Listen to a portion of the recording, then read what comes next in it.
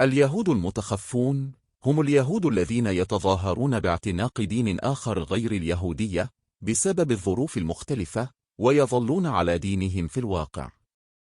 ومن أهم فرق اليهود المتخفين الماران، ويشار إليهم أيضا باسم المسيحيين الجدد والبرتغاليين، كما يشار إليهم باسم الدونمة في تركيا، وباسم جديدي الإسلام في إيران.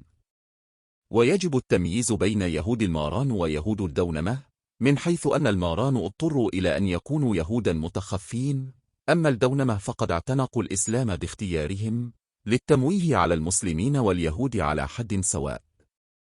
أطلقت كلمة ماران على أولئك اليهود المتخفين في إسبانيا والبرتغال، الذين تراجعوا ظاهريا عن اليهودية وادعوا اعتناق الكاثوليكية حتى يتمكنوا من البقاء في شبه جزيرة أيبريا، وذلك مع تراجع الحكم الإسلامي وطرد يهود البرتغال عام 1480 وطرد يهود إسبانيا عام 1492. وقد أطلق عليهم أيضا تعبير المسيحيون الجدد. وكلمة ماران التي أحرزت شيوعا في القرن السادس عشر ليست معروفة الأصل على وجه التحديد، وقد تكون أحد هذه الكلمات والعبارات أصلا للكلمة. ماران باللهجة الإسبانية القديمة معناها خنزير. مترنثا كلمة إسبانية معناها الملعون. المرائي كلمة عربية معناها منافق. مرئيت عين عبارة عبرية معناها ظاهر للعين، فهو يظهر المسيحية ويبطن اليهودية. محورا أتاه كلمة عبرية معناها أنت مطرود من حظيرة الدين. مارا أث عبارة آرامية معناها أنت مولانا، والخطاب فيها موجه إلى المسيح. والأصل الإسباني للكلمة هو الأكثر رجوحا، ولم يكن المصطلح ذائعا في الأوساط الرسمية، ولم يرد في أي من الوثائق الرسمية الخاصة بمحاكم التفتيش. والمقابل العبري هو أنوسيم، أي المكرهون أو الذين قصروا على التنصر. ويشار أحيانا إلى الماران باسم البرتغاليون بعد خروجهم من شبه جزيرة أيبريا واستيطانهم مختلف دول أوروبا خصوصا هولندا، باعتبار أن أغلبيتهم جاءت من هناك، كما يشار إليهم كذلك بكلمة السفارد باعتبار أنهم جميعا من السفارد. ورغم أن الدراسات توحد بين المسيحيين الجدد ويهود الماران، فإننا نرى أن هذا الترادف خاطئ، ولكننا مع هذا نضطر إلى استخدامه بسبب شيوعه وبسبب إبهام هوية الماران. وقد كانت هناك حالات متفرقة من التنصر القسري في العالمين الإسلامي والمسيحي، وقد وقعت مثل هذه الحالات في إسبانيا قبل الفتح الإسلامي، وفي أوروبا المسيحية مع حروب الفرنجة.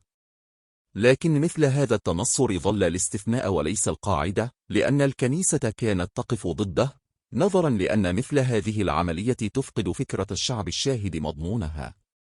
فهذه الفكرة التي كانت تحكم علاقة الكنيسة بأعضاء الجماعات اليهودية تذهب إلى أن اليهود في ذلهم وضعفهم يقفون شاهدا على عظمة الكنيسة، وسيكون تنصرهم في نهاية الأمر أكبر قرينة على هذه العظمة. أما التنصر القسري فلا يضيف إلى أمجاد الكنيسة، ولذلك كانت الكنيسة تسمح لليهود الذين نصروا عنوة بالعودة إلى دينهم الأصلي. ولكن الأمر يختلف بالنسبة للماران الذين يبدأ تاريخهم عام 1391 حين نشبت اضطرابات ضد يهود إسبانيا، وقامت مظاهرات عرضت عليهم إما الموت أو الصلب. وقد أدت هذه الاضطرابات إلى تنصر أعداد كبيرة من اليهود بشكل قسري، ولكن تبع هذا موجة تنصر طوعي بسبب انكسار أعضاء الجماعات اليهودية وهبوط الروح المعنوية، كما أن كثيرا من أعضاء النخب الثقافية والمالية اليهودية كانت لهم مصالح مالية متشابكة مع مجتمع الأغلبية المسيحي. ويمكن القول بأن تنصر الغالبية العظمى كان حقيقيا، ولكن ظلت هناك أعداد ممن مارسوا الطقوس اليهودية بشكل خفي. وقد عاش اليهود المتنصرون ومدعين التنصر جنبا إلى جنب مع أعضاء الجماعة اليهودية، بينما حاولت الدولة الإسبانية قدر استطاعتها أن تفصل بين الفريقين. وقد احتفظ كثير من المتنصرين بمهاراتهم الحرفية والإدارية واتصالاتهم التجارية كأعضاء في الجماعة الوظيفية اليهودية، وقد حققوا بسبب ذلك حراكا اجتماعيا غير عادي ولد الأحقاد ضدهم من قبل بعض عناصر الأرستقراطية القديمة. وبعد سقوط غرناطة واجهت الدولة الجديدة مشكلة سكانية، وهي أن معظم سكان شبه الجزيرة كانوا إما مسلمين أو يهودا، ولم تكن توجد سوى أقلية مسيحية، فلم يكن هناك مفر من طرد العناصر غير المسيحية لخلق التوازن السكاني لصالح المسيحيين، الأمر الذي يتطلبه أمن الدولة. لهذا كان لابد من طرد المسلمين واليهود، فعرض عليهم إما التنصر أو مغادرة البلاد. وقد تنصرت أعداد كبيرة من اليهود انضمت إلى الأعداد التي تنصرت قبل ذلك، لكن العناصر الدينية الصلبة قررت اللجوء إلى البرتغال التي قدمت لهم حق اللجوء المؤقت نظير ضريبة يدفعونها. ولكن حينما اعتلى مانويل الأول العرش عام 1495 تغيرت الأمور تجاه اليهود، فمانويل كان يطمح إلى تحويل البرتغال إلى قوة تجارية عالمية، ووجد أن السبيل إلى ذلك هو أن يحكم ابنه مملكة موحدة في كل شبه جزيرة أيبيريا، ولذا حاول أن يزوج ابنه من ابنة فرديناند وإيزابيلا.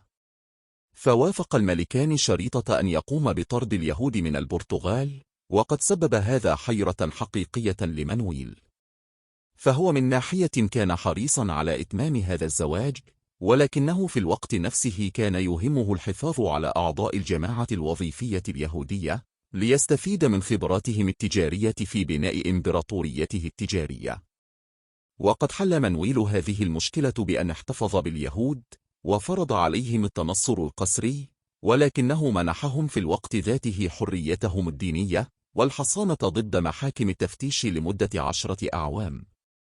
وقد اندمج المتنصرون في مجتمع الأغلبية كما هو الحال في إسبانيا، وظلت هناك عناصر تمارس الطقوس اليهودية سرا. ويلاحظ أن اليهود المتنصرين في البرتغال كانوا يشكلون كتلة بشرية كبيرة كانت تصل حسب بعض التقديرات إلى 10% من إجمالي عدد السكان، كما كانت لهم اتصالاتهم التجارية والمالية المهمة.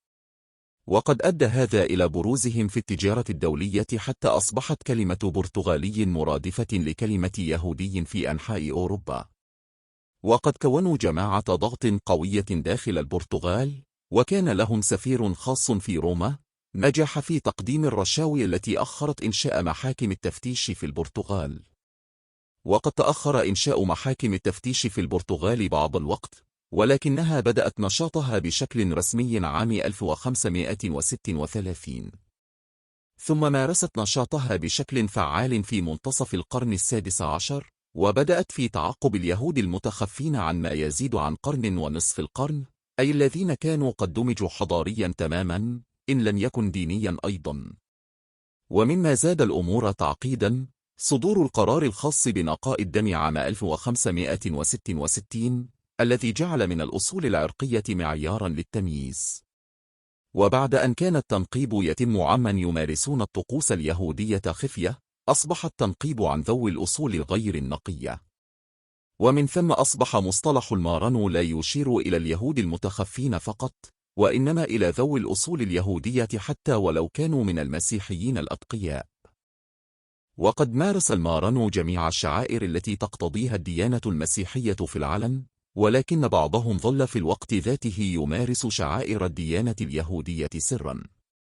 فكان اليهودي المارانو يعمد أطفاله ويذهب إلى الكنيسة يوم الأحد، ويذهب للاعتراف دون أن يدلي بأي اعترافات حقيقية، ويتناول القربان في الكنيسة ثم يبصقه خارجها. وقد تأثرت عقيدتهم اليهودية بطول التخفي، فاختفت شعائر يهودية مثل الختان والذبح الشرعي واستخدام شال الصلاة وكثير من الأعياد. واكتسبت الشعائر ملامح جديدة ابتعدت بهم تماما عن دينهم الأصلي.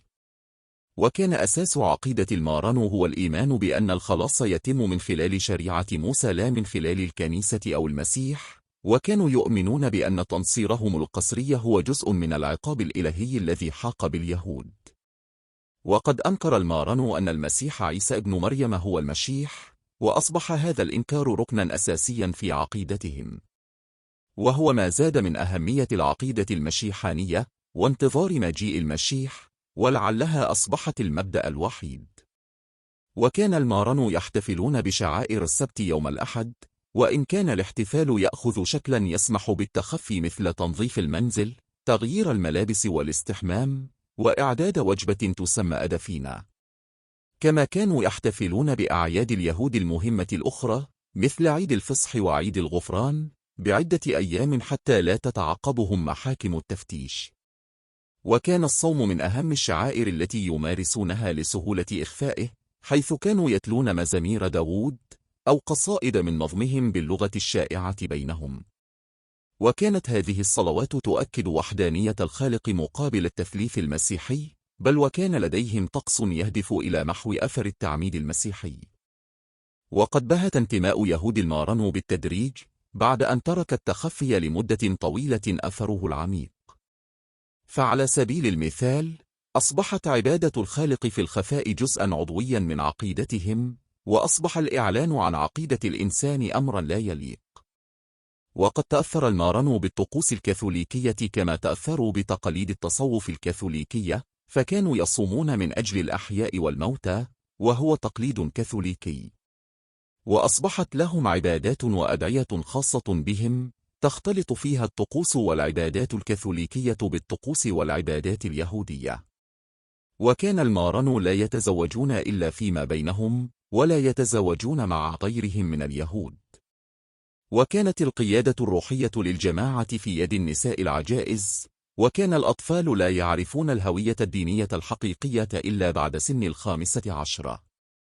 كما أن يهود المارنو كانوا يشكلون شبكة متماسكة، فكان التاجر المارنو يرفض أن يشارك تاجرا إلى أن يتأكد من هويته.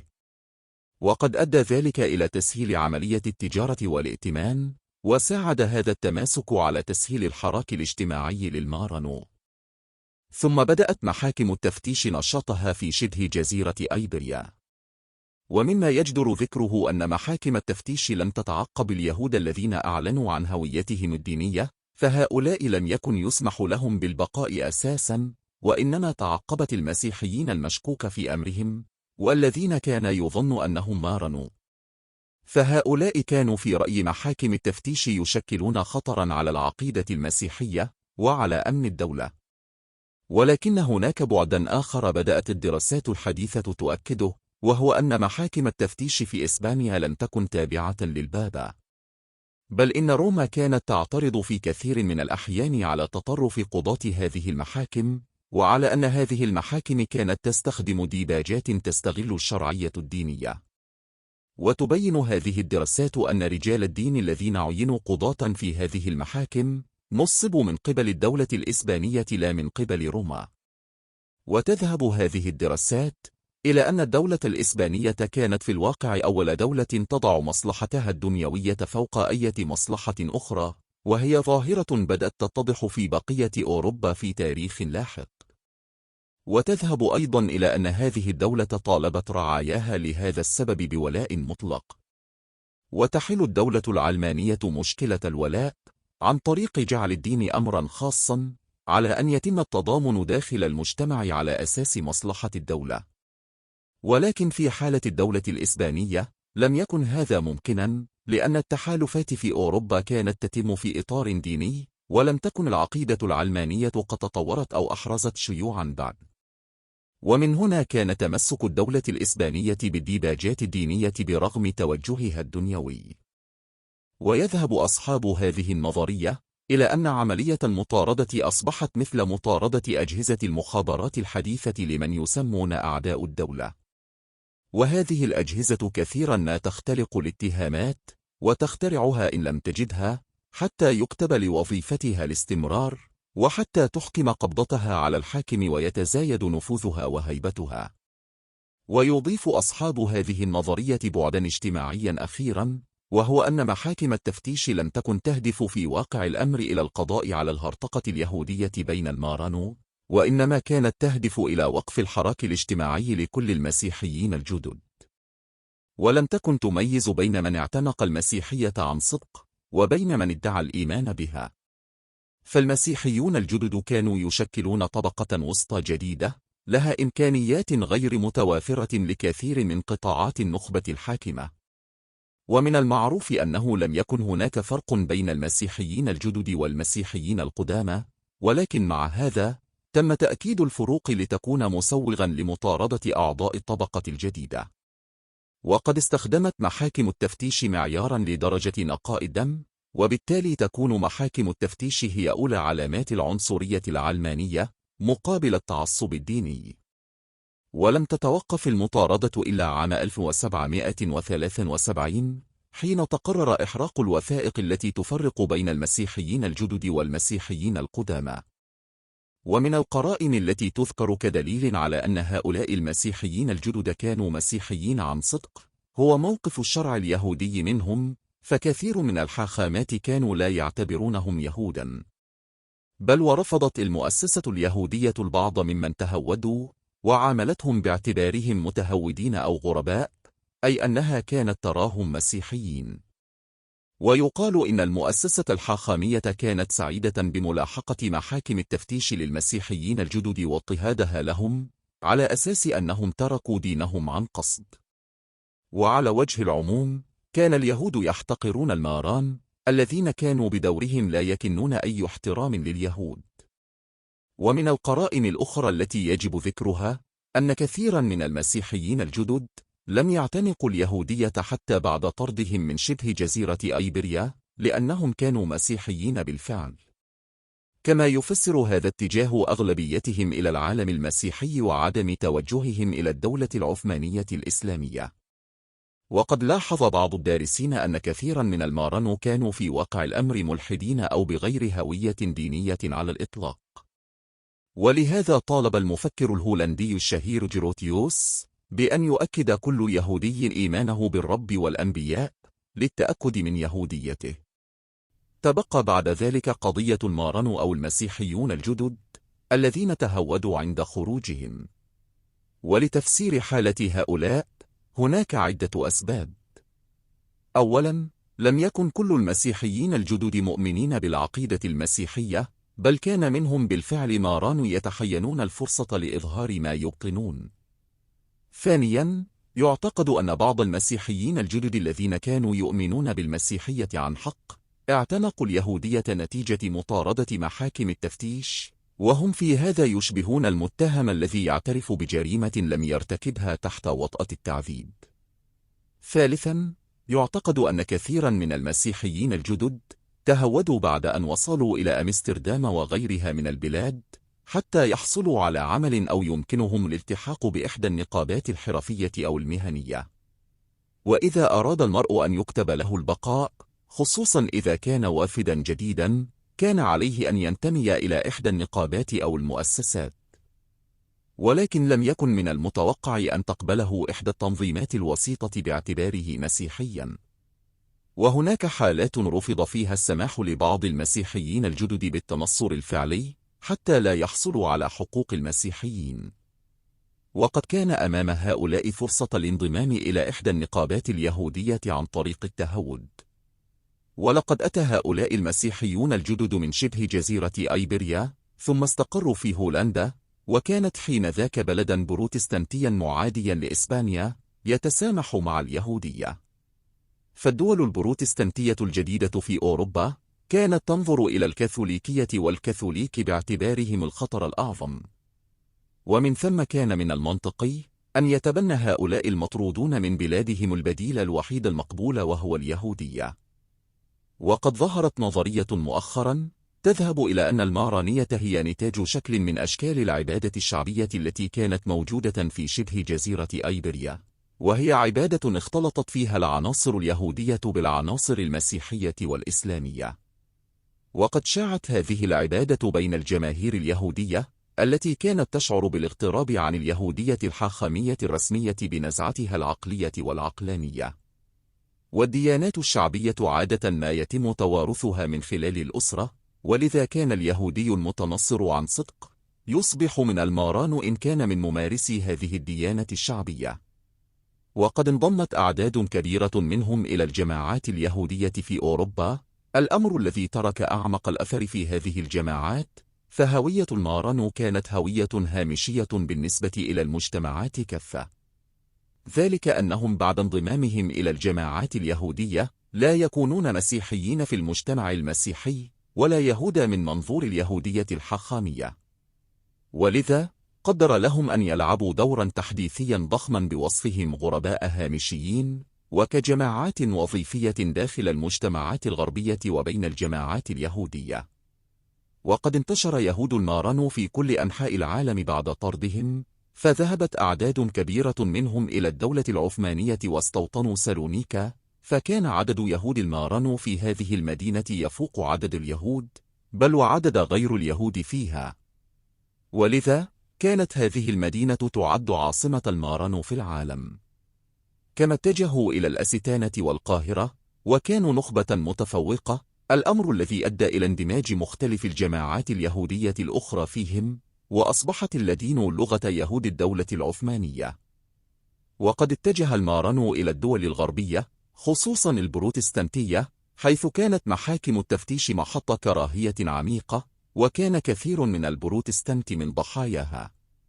فاستوطن المارانو في إنجلترا وأمستردام وهامبورج، بل واتجه بعضهم إلى الدول الكاثوليكية، فاستقروا في بيون وبوردو وليون في فرنسا، وفي بعض المستعمرات الاستيطانية التابعة لإسبانيا أو البرتغال في العالم الجديد. وكانت بعض الدول مثل هولندا تعترف بالمارانو كيهود عند وصولهم، أما بعض الدول الأخرى فكانت تتسامح في وجودهم فقط، وتلجأ في ذلك إلى حيل قانونية أو غير قانونية.